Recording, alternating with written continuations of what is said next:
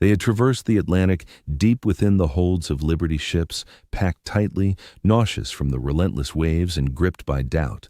The conflict had already stripped them of everything: fellow fighters, their dwellings, dreams of triumph.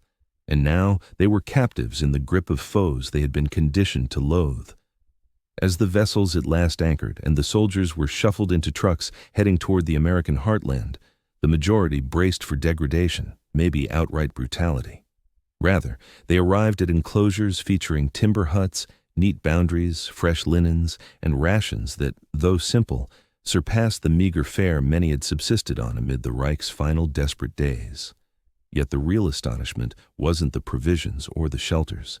It struck when U.S. commanders delivered news that stunned the Germans into stunned silence. Every detainee would get to send correspondence back home. For individuals steeped in tales of the adversary's barbarism, this bordered on the impossible.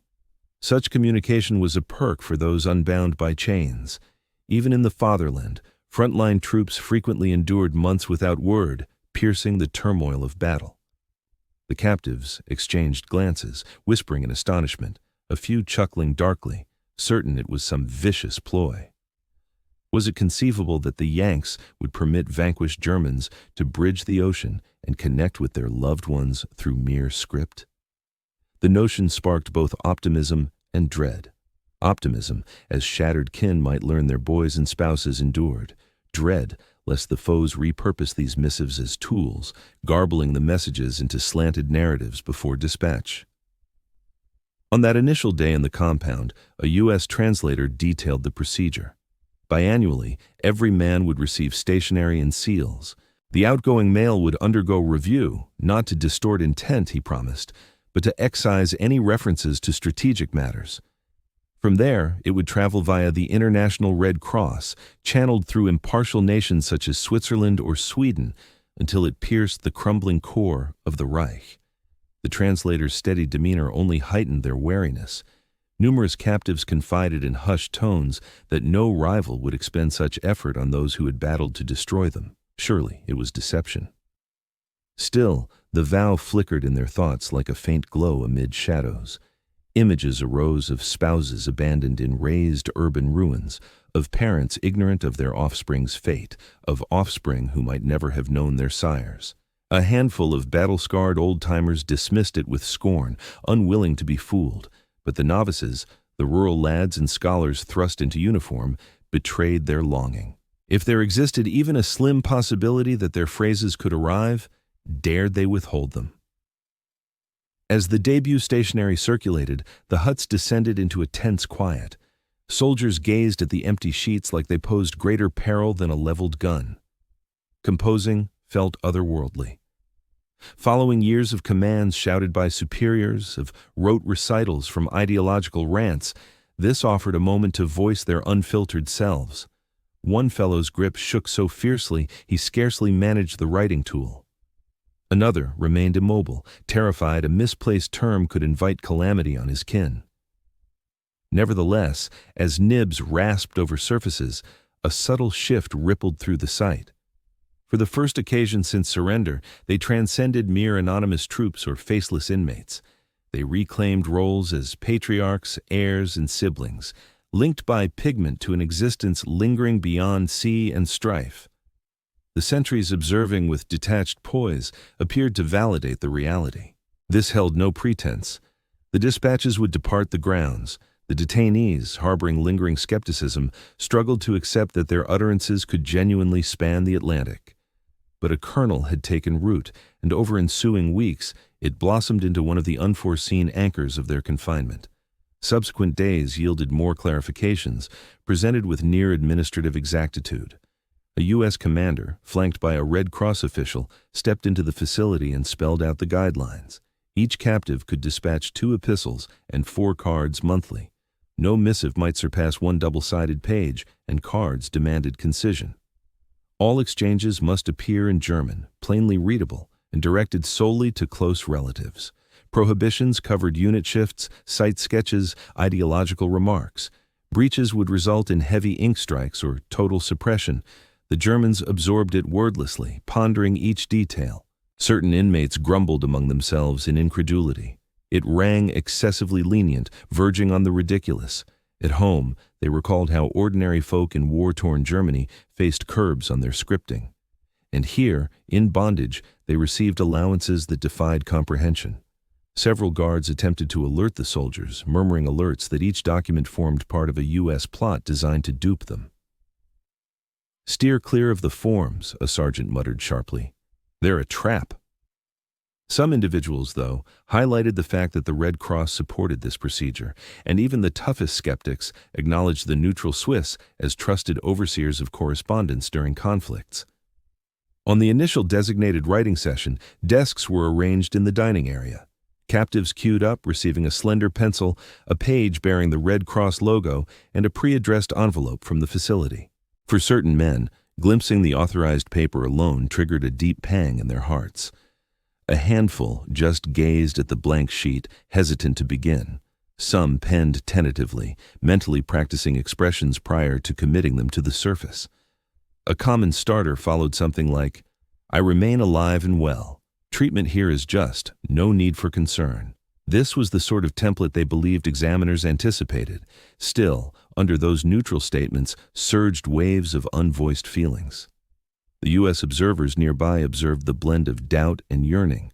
Composing the message transcended mere routine work. It became an internal conflict. One detainee afterward described it as treading fragile ground, unsure if one term could seal the note's fate. Numerous inmates sidestepped any reference to the conflict, dwelling instead on recollections of their homeland. The orchard apple in the yard, the household pet, the chime of village steeple bells. Some sought to provide solace, guaranteeing their folks that imprisonment, despite its shame, lacked brutality. To these men, it seemed bizarre to admit such matters when mere months prior they had battled until ammunition ran dry in spots like Normandy or the Ardennes. Examiners scanned every document quickly, crossing out prohibited terms with precise strokes. The Germans observed their passages vanishing. However, they also noticed that the bulk of the content stayed unaltered. This marked the initial instance where skepticism started to ease. If the U.S. aimed for trickery, why permit so much personal information to slip through? A couple of days afterward, inmates witnessed packets of correspondence gathered into bags, secured, and transported beyond the perimeter. It served as evidence that the process was truly underway. Their messages were heading outward. Rumors circulated among the quarters. Should the notes arrive in Germany, it would signify not just endurance, but an opportunity to endure in memory beyond faceless prisoners. Optimism started to intertwine with wariness. For the initial occasion since apprehension, the captives sensed their presence could still echo over the sea, arriving in the delicate grasp of cherished ones. Those initial missives crafted in the bare dormitories bore a clumsy significance for warriors who had endured months or years using solely the dialect of commands, tactics, and endurance. Transitioning to personal expressions proved overwhelming. The implement gripped in their fingers appeared unfamiliar, less heavy than a firearm, yet it quivered as though weighed by equivalent importance. A trooper from Bavaria fixed his eyes for almost 60 minutes before he at last jotted, "Beloved mother, I survive." That lone sentence unleashed a deluge of sentiment. He described the meals, the tidy bedding, and even the odd generosity of sentries distributing smokes without expectation. Yet while covering the sheet, he pondered whether any portion would arrive. Certain others grappled with distinct challenges. One fellow, seized amid the Normandy landing, addressed a spouse awaiting their debut offspring. He paused at each row, unsure how to speak of an existence he could miss entirely. "Should you have delivered," he inscribed unevenly, "be assured my spirit accompanies you." Yet another captive, an educator prior to the fray, attempted to draft a dispatch to his pupils, only to recall that exchanges restricted to relatives. He ripped the sheet in irritation, recommencing with a message to his elderly parent. The enclosure resounded with the hush of scrawling tools and sporadic stifled cries as individuals faced sentiments long suppressed under attire. Dread hovered above every clause. Suppose the reviewers misconstrued an element as concealed signaling. Suppose a loose phrase threatened kin in Germany. Plenty of captives limited output to barren, nearly robotic assurances. "I feel fit.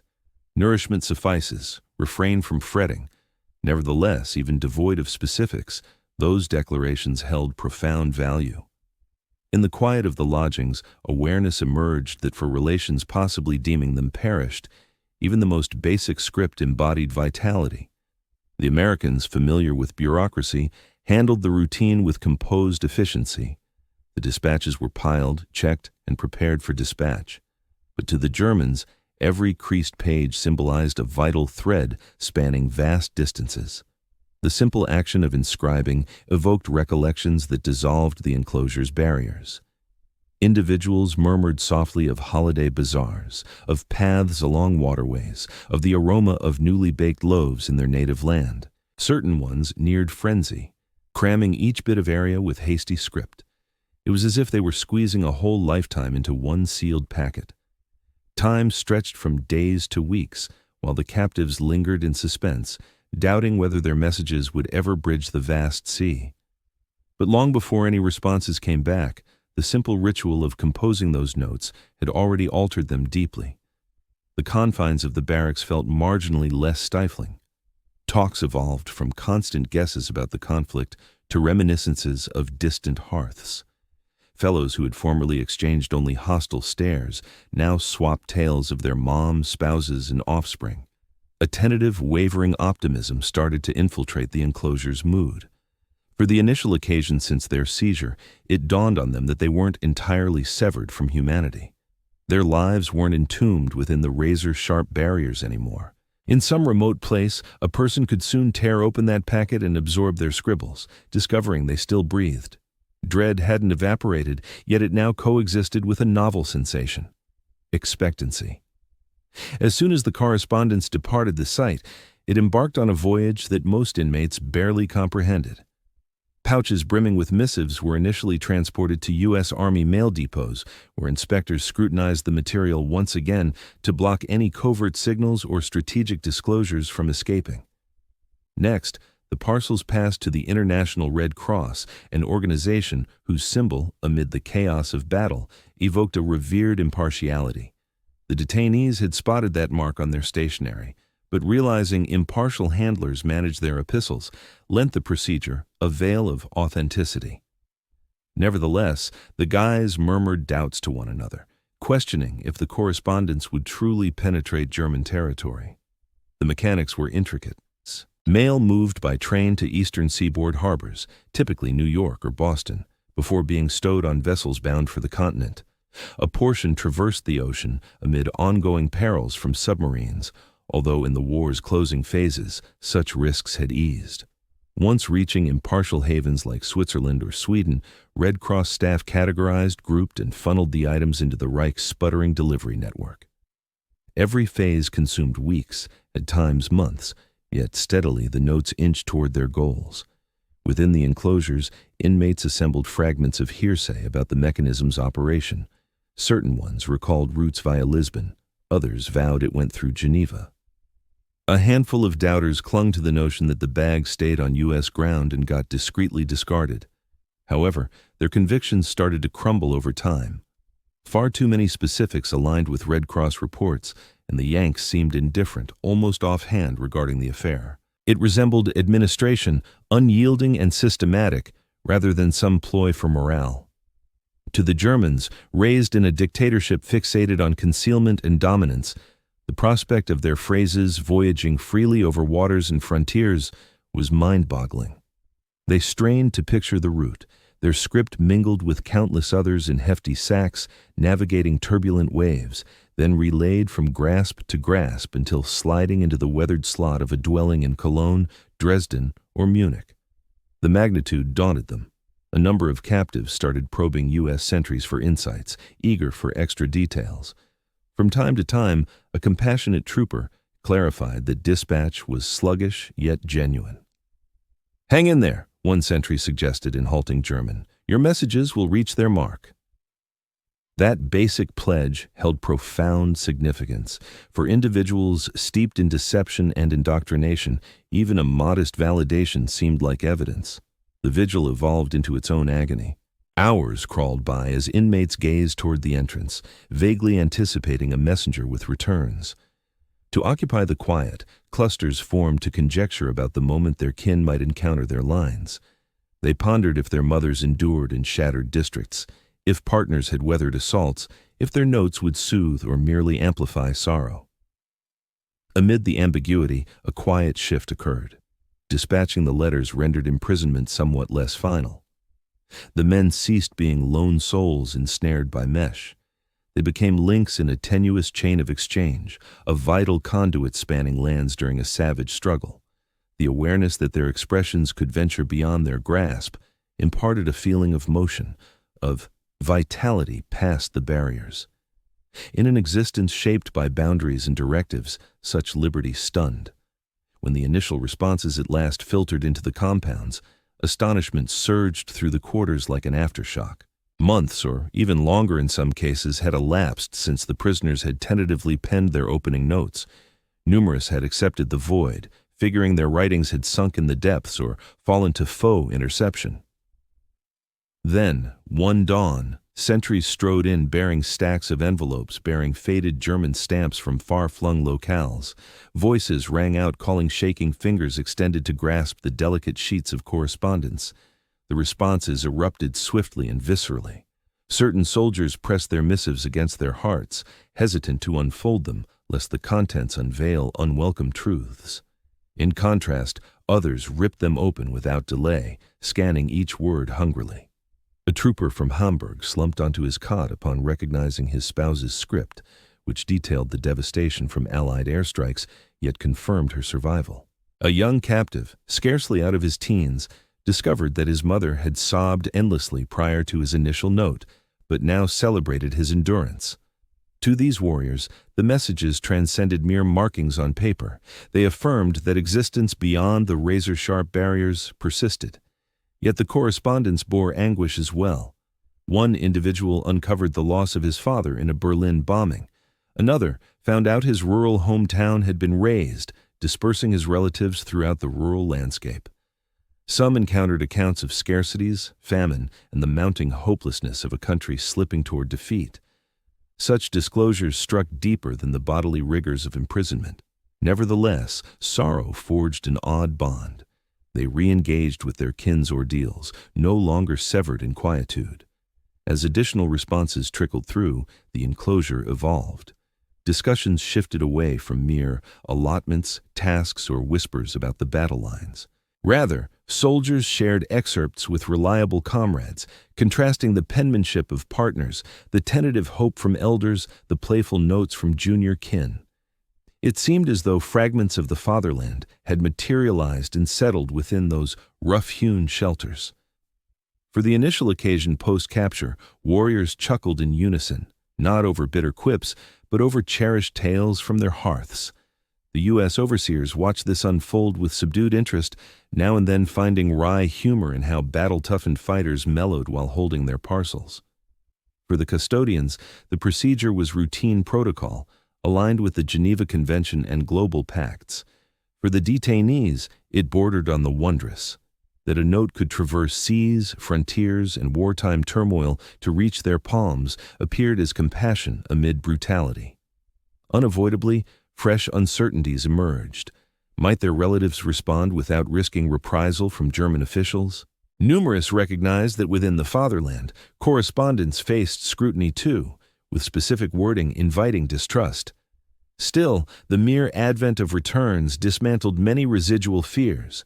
Any indoctrination about Yankee savagery rang empty against the solid presence of a packet bearing a dear one's sentiments. Several started crafting follow-ups with bolder intent, venturing beyond comforts to include intimate musings, shards of self that conflict had almost obliterated. The back and forth of notes established a cadence, unhurried yet reliable, akin to a pulse, underscoring that even amid confinement, ties to the broader realm endured. For troops who had stepped into the stockade bracing for seclusion and humiliation, this stream of exchanges proved transformative. Over the passage from weeks to months, the consistent influx of post recast the atmosphere in the compounds. Quarters once echoing with hush or subdued chatter now hummed with dialogue, sparked by narratives tucked inside thin wrappers. Detainees who had borne themselves with the rigidity of those awaiting an ambiguous destiny started revealing traces of their inner lives. A parent perched on his pallet, voicing a portrayal of his infant offspring, saline trails marking his stubbled cheeks as comrades attended in solemnity. Another erupted in mirth upon hearing how his sibling had cheekily commandeered his cycle in Bavaria, a scene so mundane it struck as extraordinary amid the fray. The missives couldn't banish woe, but they softened its edges. Sorrow intertwined with delight, rendering the enclosure less confining. One inmate, who had surrendered to despondency, learned his partner remained faithful amid their parting. That lone detail infused him with resolve, turning his everyday duties into endeavors of endurance over mere toil. Others unearthed fresh drive by envisioning horizons past internment, outlining visions for homesteads, ventures, or learning upon tranquility's return. At last, their minds stretched farther than the enclosing barriers. The U.S. personnel perceived these shifts as well. Sentries noted enhanced order within the grounds, as captives appeared less inclined to brawls or breakouts. Military mind specialists later contended that familial dialogue instilled a vital interest in existence, curbing the desolation that might otherwise ignite unrest. Intended or otherwise, the circulation of letters served as an anchor for order every bit as much as an emblem of compassion. The expectation of delivery days turned ceremonial. Inmates queued with anticipation, pulses racing as rosters were announced. Some departed disappointed, heading back to their pallets without bounty. Expressions taut with disappointment hung heavy for some, as empty hands searched in vain among the stacks. Meanwhile, others gripped several envelopes tightly, nearly overcome by the flood of messages from loved ones. The range of emotions was impossible to ignore.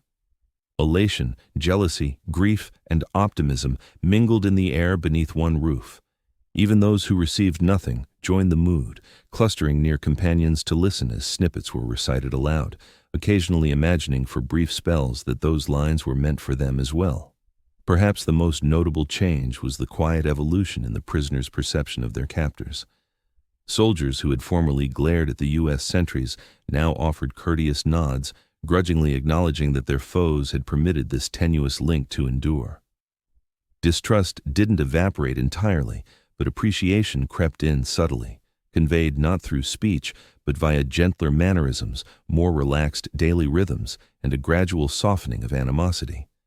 It created a contradiction that left many inmates grappling for understanding.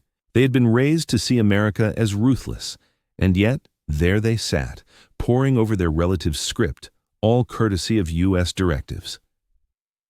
As dusk fell, the quarters flickered dimly under modest lamps while inmates pored over their correspondence again and again, wearing the edges thin.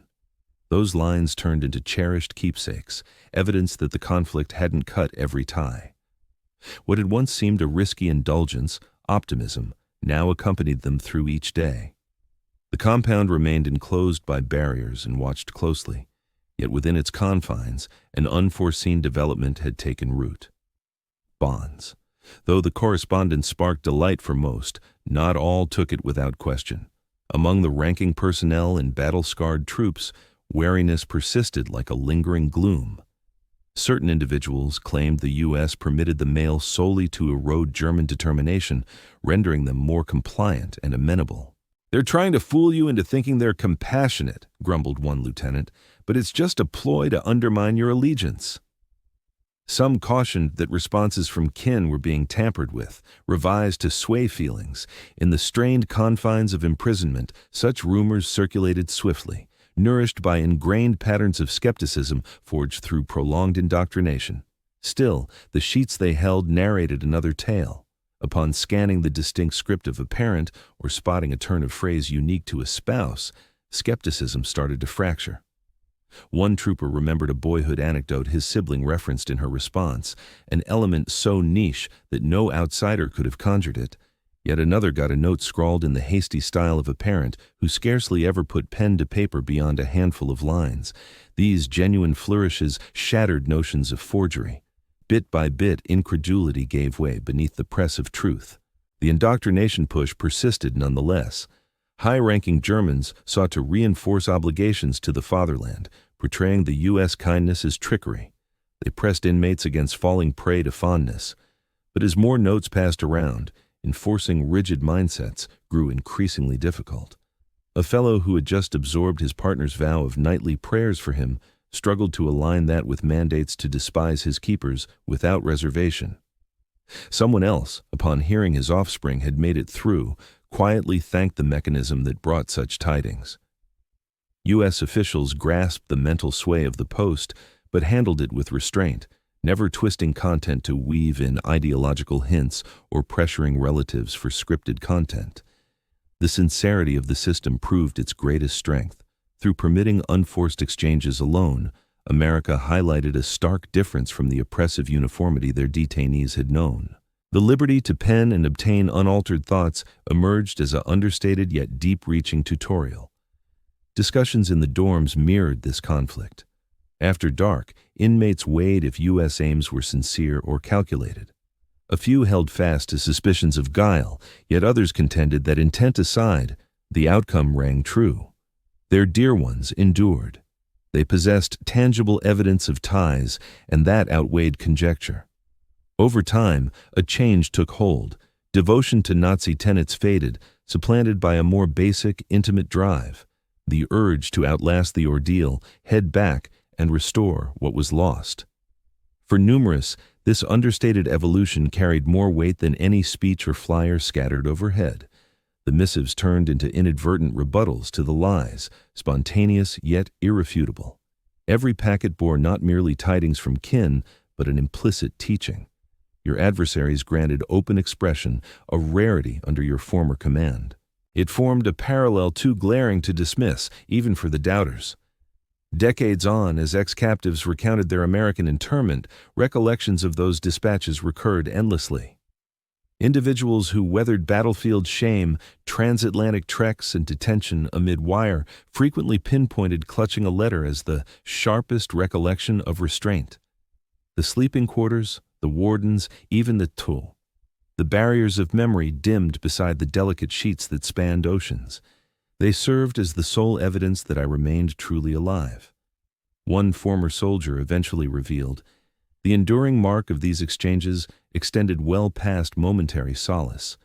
For countless Germans, the messages reshaped their view of the foe. They had been conditioned to regard Americans as savage, corrupt, or devoid of spirit. But it was precisely those Americans who enabled them to correspond in their native tongue, to contact loved ones, and to get unaltered tidings from their homeland. The liberty to connect, despite oversight regulations, sharply opposed the regime they once battled to uphold. Several admitted afterward that their initial skepticism toward Nazi rhetoric emerged from the basic gesture of mercy granted by their guards. Those correspondences also shaped destinies long after the conflict ceased. Relatives who might have assumed their sons or spouses perished instead readied themselves for reunion. Offspring matured, knowing their absent fathers persisted in existence and held them in thought. Spouses who obtained comfort safeguarded those fragments of paper as holy treasures, tokens of resilience amid an era when prospects appeared to crumble. As hostilities concluded and detainees were slowly freed, numerous came back to homes that had sustained optimism thanks to precisely those missives. Scholars subsequently observed that the U.S. approach to allowing postal exchanges complied with Geneva Convention standards, yet its repercussions reached far deeper than mere compliance. It provided a vital tether that eased imprisonment, steadied facilities, and forged memories that lingered for generations. In recollections and accounts, survivors frequently compared their experiences in the United States to more severe ordeals elsewhere. They recounted softball matches, adequate provisions, and sporadic labor assignments. Yet above all, they dwelled on the mail, those dispatches that sustained them amid hopelessness and restored ties to a reality they believed gone forever. Naturally, not all tales brimmed with delight. Certain captives learned of fatalities, razed dwellings, or missing kin. Still, even sorrowful tidings held worth, as they demonstrated that reality could traverse vast distances. Amid a realm of deceit and fabrication, candor proved a boon. Grasping the actual circumstances of their kin, no matter how devastating, permitted them to mourn, to honor, and to envision reconstruction upon liberation. Ultimately, the dispatches formed a heritage of language, tenuous and commonplace, but remarkable in their influence. They stood as inscribed testimony that human kindness could persist amid worldwide strife. For the German captives in America, the right to express and to be acknowledged endured as the singular wonder they could never erase, a wonder that transformed their recollections of confinement and the adversary who had previously seemed anonymous.